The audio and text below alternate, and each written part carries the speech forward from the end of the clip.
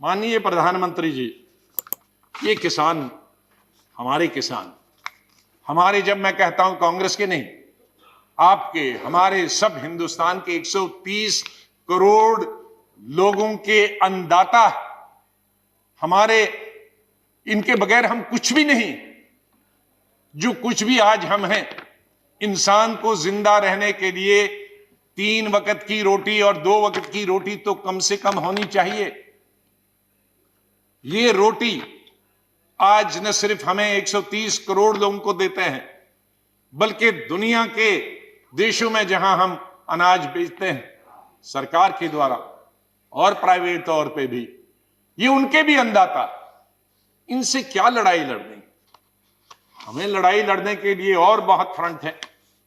हमारी बॉर्डर पे जो दुश्मन खड़ा है, पाकिस्तान है, चीन है, हम मिलकर उनका लड़ाई करेंगे। हम आपके साथ, बिल्कुल बिल्कुल साथ है, पूरा देश साथ है, हमारी पार्टी साथ। चीन और पाकिस्तान अगर हमारी तरफ नजर उठाकर भी देखता है तो हम आपके साथ। लेकिन किसानों के लिए क्या? ये बेचारा मुश्किल से पहले मुगलों के जमाने में, फिर अंग्रेजों के जमाने में, फिर लैंडलॉर्ड्स के जमाने में, फिर मनी लॉन्ड्रिंग करने वाले के, अब आपको मालूम है ये भरता जो हुई है, या किसानों में सेल्फ सफिशिएंसी आई है, ये सिर्फ कांग्रेस के वक्त में आई है। उसमें मत जाइए, मैं अगर फिर गिनूंगा फिर बहुत 1 घंटा और लगेगा, मैं टाइम उसमें नहीं लेना। माननीय प्रधानमंत्री जी जानते हैं कितने हरी क्रांति कब आई, कैसे आई, ये ट्रैक्टर, ये फैक्ट्रियां, ये कहां से बनी, और ये प्रोजेक्ट्स कहां से बने, ये नहर कहां से बनी, ये डैम, भाखड़ा डैम से लेकर गुजरात से लेकर हिंदुस्तान के महाराष्ट्र से लेकर बिहार और यूपी तक ये डैम कहां से बनी, किसानों की बिजली के दाम, पानी निकालने के लिए उसमें कंसेशन किसने दी, मैं उसमें नहीं जाना चाहता हूं। उसमें हमें क्रेडिट नहीं है, सरकार का दायित्व। हम सरकार में थे तो हमने किया, आप सरकार में हैं प्रधानमंत्री जी, उसमें और कुछ कर रहे हैं, बधाई। पुरानी सरकार को भी बधाई, आपको भी बधाई। इसमें लड़ाई क्या है?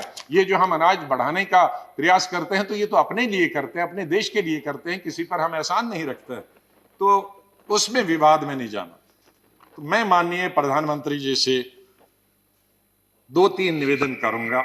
जैसे मैंने कहा कि किसानों के साथ हमें लड़ाई नहीं लड़नी।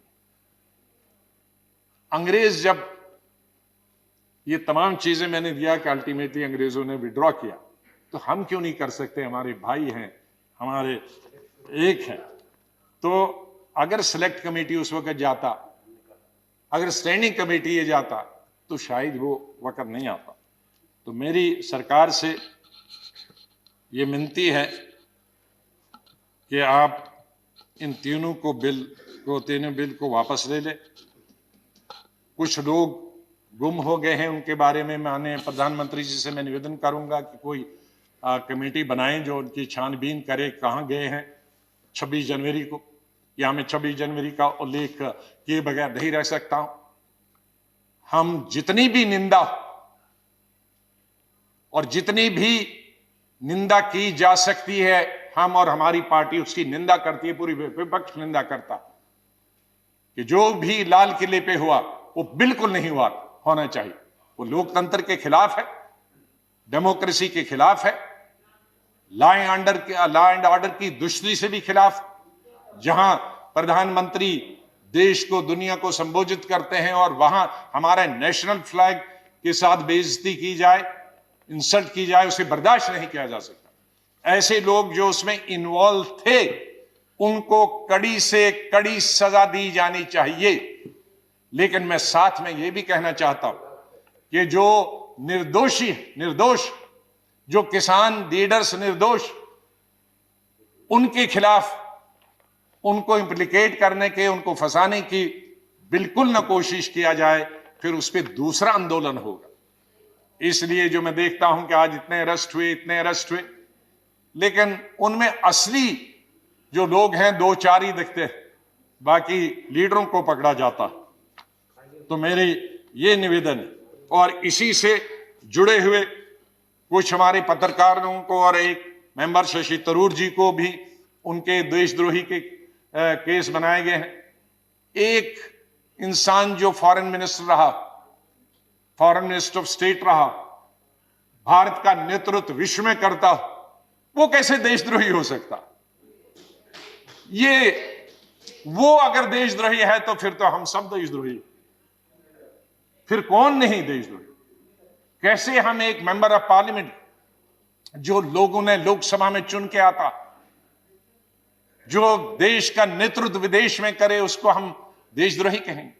मीडिया के कई एडिटर्स, बहुत बड़े बड़े नाम हैं जो देश की सेवा करते हैं, डेमोक्रेसी को जिंदा रखने में उनका सहयोग रहा, उन पर अगर देशद्रोही का केस चलाएंगे हम, तो मेरे ख्याल में ये लोकतंत्र के खिलाफ होगा और इस सरकार के खिलाफ होगा। माननीय प्रधानमंत्री जी बड़े दिल वाले हैं, तो ये छोटी छोटी लोग, छोटी छोटी चीजें कई आते हैं, रिकमेंड होती है, उनको नजरअंदाज कर देना चाहिए। और बड़े आपके सामने तो इतनी चैलेंजेस हैं, इकोनॉमिक चैलेंजेस हैं, इतने कोविड के बाद तो हमको शून्य से शुरू करना, आपके पास इतने बड़े बड़े मसले हैं हल करने के लिए। ये सरकार और माननीय प्रधानमंत्री जी अगर उनकी तरफ ध्यान दे तो बहुत अच्छा है।